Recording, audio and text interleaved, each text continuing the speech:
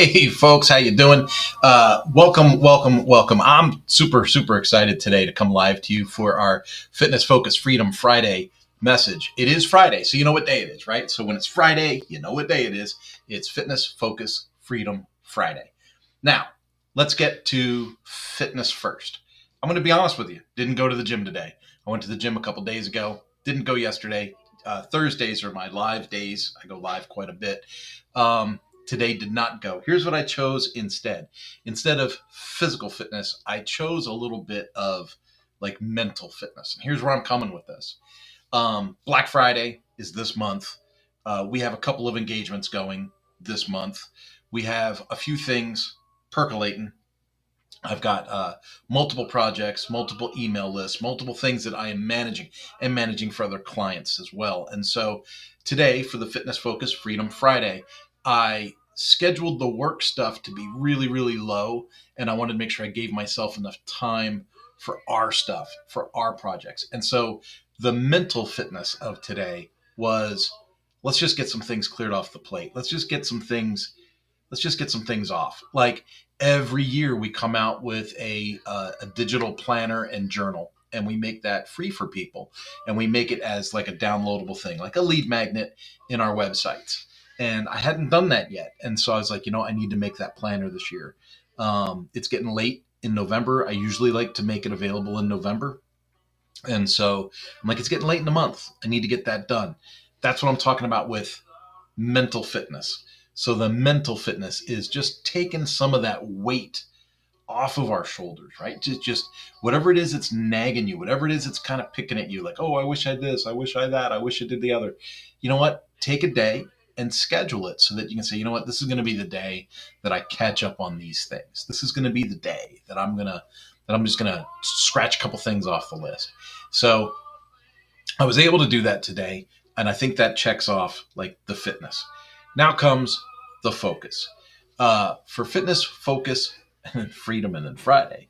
For focus, it was that stuff. It was, for instance, I had upgraded CRM tools in one of our websites, migrated the mail lists over and all that stuff, and then built some campaigns in that. In another one, it was like, okay, let's get that next message out. And another one, it was, let's get that next reminder out. And in another one, it was, hey, let's update some of these digital assets. And so we were able to just really, through focus, we're able to condense the time that it would normally take to do those kinds of things.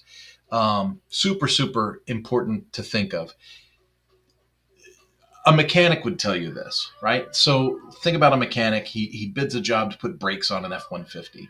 And let's say the brakes are $90 for the brake pads, but it's 2.5 hours labor. Now, raise your hand if you think a technician really spends 2.5 hours putting the brake pads on that F-150. He does not. It's probably going to be 18 minutes. It's probably going to be like 18 to 21 minutes. And so you would say, well, why am I paying 2.5 hours for that? You're paying 2.5 hours for that because if you tried to do it in your own driveway, it'd probably take you 3 or 4 hours. And that is you don't disable people when they get better at something, right? The reward is you can knock it out of the park. So when I have these fitness focus freedom moments, it's that focus is taking something that would take a day or 2 days or 3 days and being able to just say, okay, this is it. We're going to focus. We're going to hit this in a systemic kind of way, and we're going to knock this out. We're going to focus on efficiency and effectivity. And when you do that, you can knock things out. So like I'm saying, today, I changed a complete CRM tool out. I took one tool out, put another tool in, migrated the mail list back in, set up the automations, blah, blah, blah. If you've worked with CRMs, you know that can be a trying experience. In fact, an agency would probably want to charge $2,500 or $3,000 to execute some kind of a task at that scale, right? But hey, I have the skill. I can do it. I can knock it out. Boom, knocked it out, done. And it's off the list. So that applies to both fitness and focus today. So we got that handled. Now, celebrating some wins. I should have started the call with this. I really should have started the call with this. I'm still on kind of a high from this last weekend. Our church had a baptism weekend. And you would think, oh, okay, baptism weekend, no big deal. Big deal. More than 25 people took the dunk. More than 25 people stood up, jumped in the tub, and got dunked. And we don't do that like, hey, jump in the moment kind of thing. Like people had to say, oh, I want to do it. And yes, this is the way I believe. This is where my faith is. Like there's a statement of faith that goes with it and stuff. We're not just like, willy nilly throwing people under the water. And over 25 people did it. 26, 27, 28, can't remember the exact number, but it was more than 25 people. Out of those 25 people, and I've told you before on lives that I work with a college age group at our church. This college group typically has anywhere from 130 to 150 people a week come, which is, to me, like Monday was amazing, right? So it was baptism weekend, and then Monday was just like blowout. Like, I don't know, there was probably 160 kids there on Monday. And I've gotten to know a lot of them. Like I know 100 of them by name, just walking around saying hi to folks. And more than like 15, I think about 15 of these kids were part of the 26 that got baptized. So I want you to think about that. That's like almost 10% of the people that come to this weekly challenge meeting. Almost 10% of them have made a decision to follow Christ. Now, I used to be upfront about my faith, and I used to admit or confess my faith to people. And I didn't really have a problem with that. And I didn't feel that it was being pushy. I felt like it was just, hey, as a person of faith, I feel this way. Someone would say, why did you make that business decision? And I'd say, well, as a person of faith, there's a certain level of ethics I believe we have to operate with. And that was how I would explain that. And I was very clear about my position of faith. And then something weird kind of happened in our society, and I'm speaking about society, United States. I'm talking about United States, right? Where almost like from the position of, well, if you say you're a Christian, you're a racist. Like if you promote your own faith, you're a bad person. But we should give other people the permission to demonstrate their faith and lay down in the street and block traffic and do things, take down flags, assault people, all kinds of weird stuff. And then they say, oh, well, that's their faith, or that's their, we have to be tolerant. No. You'll see that I'll be more and more bold in what I believe, what my faith is. And quite honestly, I'm here to answer questions. Like if you got a question, or I'm not an apologetics expert, but hey, if you got a question or a problem or a doubt, you want to hit me with a message, yeah, let's look it up. Let's find the answers together. I'm not too bashful in that department. So, like I said, super active at church, not secretive about my faith at all in my business. But I wasn't really pushy before, but, other people are getting super pushy. And so I feel like I got to up the game a little bit, if you will. So if you have any questions, problems, concerns, doubts about faith, things you want to discuss, I just want to let you know I'm an open book. You could reach out to me or whatever. Especially if you're really battling something, or you just want to, you want a third person you can talk to that's like not your family or not your coworker. Feel free to reach out. I don't have a problem with that. Again, on a high from this, because this last weekend at church was pretty phenomenal.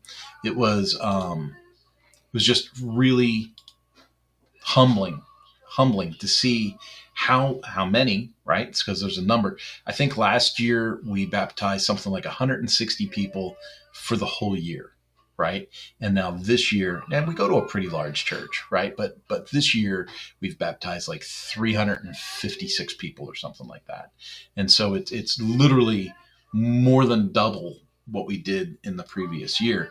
And I think it's important to note that I don't think the church has done anything different. I don't think the church has come up with better messages or anything. I just think God's working. I think God's putting things in place. Things are working. We are seeing all kinds of things happen. Some people that are in eschatology, which is the end times, they will tell you, oh, well, this is this and this is that. And, the four angels of death is, Moderna and Pfizer and Johnson & Johnson. And I'm not necessarily down that path. But I do recognize, like, things are discussed. in Scripture, and things we need to keep our eyes open for. So I read when I can. Today, this whole month is interesting because we're doing Revelation with the church, and we're not doing a huge deep study, but me and my wife are reading together in the mornings. And we read through chapters, I think 4, 5, 6. I think we read 7 too. It was funny because I thought we were done, and my wife goes, "Oh, read the next chapter. Read the next chapter." I said, "What is this, like a soap opera? You're on the edge of your seat. You want to see what's going to happen?" We kind of joked around a little bit, but that was there, and so it was really fun. It was really fun to just kind of have that time this morning. So again, that's part of the mental fitness, right? Fitness, focus, freedom, Friday. Now, here's where freedom steps in. It's almost 2:00. Almost 2:00. And I told you that I spent a lot of time focusing on internal things. I recorded a podcast for the WP Minute. And now the rest of the day is this message to you, which is hopefully inspirational. So there's this message to you. And then I've just got a couple errands to run, a couple of things to do. Maybe throw something on the grill. Maybe. I bought a chuck roll the other day, and I got 30 pounds of beef here I can play with. So maybe I throw something on the grill, and we just kind of chill. Maybe have a cigar and an adult beverage, and just embrace the freedom that comes with the space that we've been afforded. Such a good time. So again, Fitness Focus Freedom Friday. It was a month or two ago that came to mind, and I thought, man, that just rolls off the tongue. And hopefully it becomes an inspirational call to the people that watch this kind of content. There's a couple things that I want to hit before, and I kind of need your opinion on something. So, and keep in mind, this replays out on like YouTube and Facebook and those places. I am thinking, I've got, hundreds upon hundreds upon hundreds of videos made, and I've only got like 101 subscribers or 102 subscribers on YouTube. And so I was starting to think, okay, I don't like the space behind me. I don't like this, right? So I'm going to update the studio, and I think I've already talked to you about that. I'm going to update the studio. I'm going to darken the walls and put up different lighting, and I might even put like a monitor on the wall that displays like our company logo or something. Like make things more studio-like. But here's something else. KurtVonAnnen.com is now featuring one-on-one coaching and business consulting, and we have a powerful package. It's the financial benefit that we can grant people through this one-on-one coaching program is pretty extraordinary. Like a little bit of this, okay, but I got a lot of business experience, and I've got a lot of leadership training, and I've got published books, and I thought, you know what, I need to start, instead of like having all these friendly free conversations, I need to start charging people for this stuff, and let's do some one-on-one consulting. And I put it up at a very, very modest offer. As the calendar fills up, that modest offer is going to increase and continue to increase, right? Because supply and demand and all those fun things. But my question to you is, do you think my content, if I upgrade the studio some and make it, darker and more legit, like more professional looking, if I do that, that's one thing. But the next thing is, do I need to wear a button-down shirt? Like, do I need to look like I'm business casual here in my home office? Or am I fine, like with these t-shirts and sweatshirts and pullovers and stuff? I've been making the content with the t-shirts and pullovers for years. I'm comfortable, like hanging out like this. It's all fine. But I've got a nice wardrobe, and I'm thinking I haven't had need to use it in a long time. So maybe I should start wearing some button-down shirts and picking up the appearance for professionalism a little bit more. So I'd really like your feedback on that, because here's the deal. What if I start wearing the button-down shirts, or maybe I put a tie on every now and then, and I make this content, and then people are like, oh, he's getting all dressed up to make these videos. That's not very authentic. I would trust this guy more if he was hanging out in his home office in t-shirt and jeans, because if I find out afterwards that I would have been better off to stay with t-shirt and jeans, well, then that's a wasted effort, right? But the goal here is, and I shouldn't say it's a goal, But if I'm going to increase my following, increase the engagement. And engagement's what I'm looking for. Like, for instance, I'm asking you to vote. Like, send me a message, send me a comment. T-shirt is great, button-down shirt is better. Like, send me your opinion on that if you think it would make a difference in how my content is perceived. I would find great value in that if you would interact with me and send me that information back. Also, if you would like, share, subscribe, that would be amazing, especially in the YouTube space. If I get up to 1,000 subscribers, I can start to do some monetization and some things like that. And I don't want to buy followers. Let's be super, super clear. Earlier, when I said I have a certain amount of ethics that I want to employ in the business that I run, that's part of it. I'm not here to like buy fake accounts I'm not trying to blow smoke up anybody's rear end. I just, I want to do the best that I can with what I've been given to work with. And so give me your feedback. Let me know what do you think would encourage people to follow more?